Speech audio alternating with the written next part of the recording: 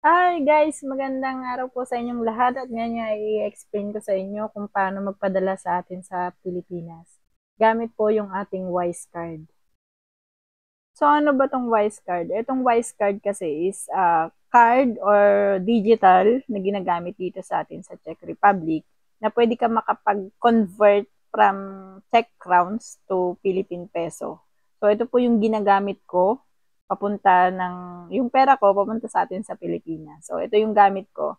Guys, linawin ko lang no, kapag gumamit kayo ng Wise card gamit yung referral na ibibigay ko sa inyo, is meron po kayong first remittance na libre. So, libre yung first remittance nyo worth na, for example, isang maximum niya is I think, nasa 30,000 pesos. Ganon, hindi kayo mag-exceed ng 30,000 pesos. Libre po yung first remittance kapag ang ginamit nyo is yung referral code ko po. Siyempre guys, kapag gumamit kayo ng Wise, kailangan mag-prepare muna kayo meron muna kayong card dito or yung account number nyo dito sa Czech Republic or yung card talaga na manggagaling dito sa Czech Republic. Hindi po pwede na galing dyan sa atin sa Pilipinas. Dapat meron kayong banking card dito sa Czech Republic. At isa yon sa i-explain ko sa inyo kung paano kayo makakuha kung hindi pa kayo nakakakuha or hindi pa kayo nabibigyan ng inyong mga employer, pwede po kayong kumuha. So, ito guys, yung card ko dito sa Czech Republic. So, kinuha ko po siya via online. Ito, Raiffeisen Bank siya. So, dalawa to. Ang isa kasi is credit card. So, tatakpan ko lang. Ito yan, Raiffeisen Bank siya. So, ito is debit card ko. Ginagamit ko siya sa salary dito sa Czech Republic. Ang debit card na ito, yan o. Yan. Debit card yan, ginagamit ko dito sa Czech Republic para sa pagkuha ko ng sahod ko or anything. Gusto kong bumili sa tindahan, ito rin yung gagamitin ko sa supermarket, is ito rin yung gagamitin ko. Paano nga ba ako kumuha ng ganito? So, punta lang po kayo sa link na ibibigay ko sa inyo sa baba ng video na to and then i-click nyo lang yung link na yon, mag-fill up lang kayo and then dadalhin na po ang card na ito sa mismong bahay ninyo or doon sa mailbox ninyo. Doon po siya talaga dadalhin. Now, kung hindi po siya madala doon sa inyo, is mag-follow up lang kayo sa kanila via email din. So, ibig sabihin, online lang yung magiging transaction nyo, darating na po ito sa inyo. And then, once na meron na kayo nito, pwede rin naman kayong kumuha ng ganito. For example lang, na meron na kayo, gusto nyo mag-credit card, pwede po kayong kumuha ng credit card. So, ito ipapakita ko lang sa inyo. Ito po yung aking credit card. So, itong credit card na to is wala po siyang monthly na binabayaran. Pero merong ibang credit card na meron siyang monthly na binabayaran po. Yan yung credit card ko. So, hindi ko siya pwedeng maipakita sa inyo ng buo kasi nga po, ito ay may mga personal details na nakalagay dito sa tinatakpan ko ng aking kamay. Kaya hindi ko siya mapakita sa inyo ng buo. Pero ito po is under nitong bangko ko na ito. Yan. Under ng bangko ng Raiffeisen Bank po ito. So, ibig sabihin, pwede kayo makakuha ng credit card, pero gamitin nyo sa tama, no? Kasi baka mamaya niyan, kukuha kayo ng credit card, puro kayo utang, mabaon lang kayo, ako pa masisi nyo. Gamitin nyo po sa tama. Kasi itong credit card na to, ginagamit ko to para pag gusto ko mag-grocery, magbabayad ako sa grocery, something like that. Ito po yun. Pero syempre, sabi ko nga sa inyo, unahin yung kumuha ng debit card kasi hindi kayo makakakuha ng credit card nang wala kayong debit card po. And then ito is through online ko lang kinuha. Etong debit card through online and then etong credit card through online lang din. Kasi magkakaroon ka ng online banking ng Raiffeisen Bank once na ikaw po ay ano na siya. Kung baga meron ka ng card kay Raiffeisen Bank. So ano ka ng online banking, pwede kang magpasok sa Google Pay. And then now, syempre magpapadala ka naman sa atin sa Pilipinas, di ba? Hindi ka po pwede na walang padala sa atin sa Pilipinas. Ngayon, gagamit naman tayo ng Wise. Excuse me. Etong Wise naman na to guys is ginagamit naman to para ma-convert mo yung sinahod mo dito sa Czech Republic from Czech crowns to Philippine peso.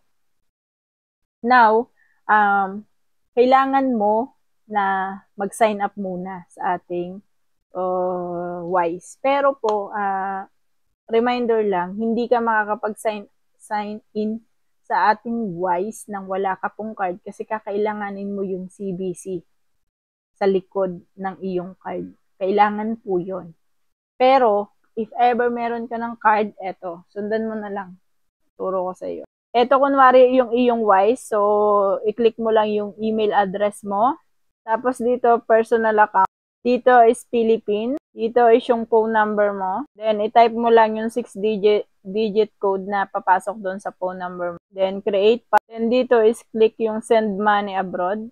And dito, pwede mong i-click yung, ito, nasa baba na decide later. And then, click the send money. So, ganito yung lalabas dyan. Nakalagay dito kung magkano isa-send mo. Dito mo siya ilalagay. And then, i-click mo tong arrow.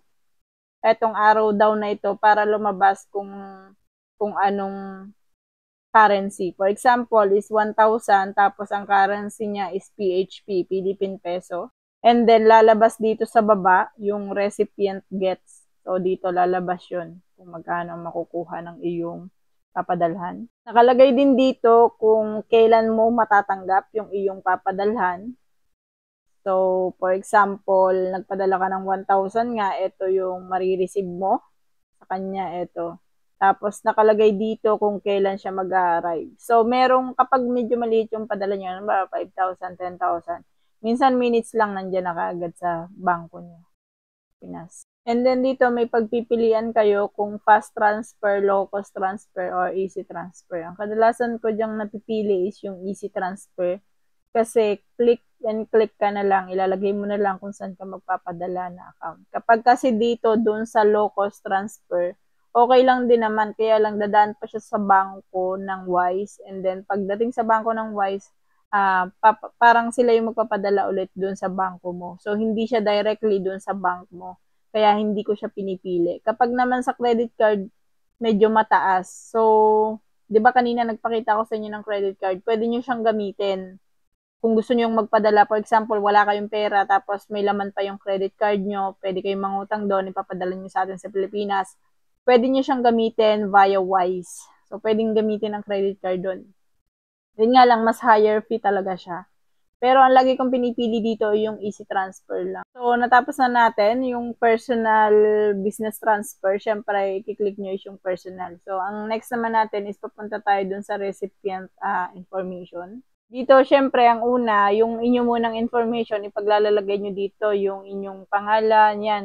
Kita nyo naman dyan lahat. Yung mga information na pwede nyong ilagay. So, ilagay nyo na po, fill in your details. And then, dito naman, syempre, doon na tayo sa recipient. Pakikita nyo kung kanino nyo ba ito ipapadala. So, sa inyo bang personal account or meron kayong papadala na halimbawa family nyo, or dito naman is yung halimbawa sa business. Syempre, ako, it's either etong myself ang aking pinipili or itong someone else. Kasi itong myself, meron kasi akong sarili kong bangko na BPI. And then, dito naman sa someone else is pwede naman na halimbawang bangko ng nanay mo, pwede nyo rin diyang padaanin. So, dito naman, syempre, ilalagay mo yung information ng someone else na papadalhan mo. For example, yung email address, tapos kung alam mo yung mga information niya, yung recipient account holder, mga ganon. So, lahat yan ilalagay mo para sa recipient mo na papadala. So, dito makikita nyo, use your phone to verify your identity. Syempre, sa email ko ang sa akin. So, lalabas din to sa part ng review. Makikita nyo, review details of your transfer. Kung saan nyo ipapadala, lalabas yun dyan. Sa kung magkano ang talagang matatanggap nila. So, lahat po yun lalabas dyan. So, yun, kapag nag-okay na lahat, hintayin nyo na lang sa account nyo or sa account ng someone na papadalhan nyo yung pag-transfer ng pera. So, kung magkano ang kanyang yung bawas is hindi natin masasabi kasi nakadepende po yan sa kanilang palitan at nakadepende yan sa kung magkano ang charge nila. So, kung gusto nyo at gagamitin nyo ang aking Wise, so magpunta lang po kayo sa comment section, ipipin ko ang ating Wise na referral at ang atin pong bangko ng Raiffeisen Bank na referral para online nyo na lang magagawa yung pagkuha ng Raiffeisen Bank. So, pareho ko po siya ilalagay sa ating comment section. Puntahan nyo na lang.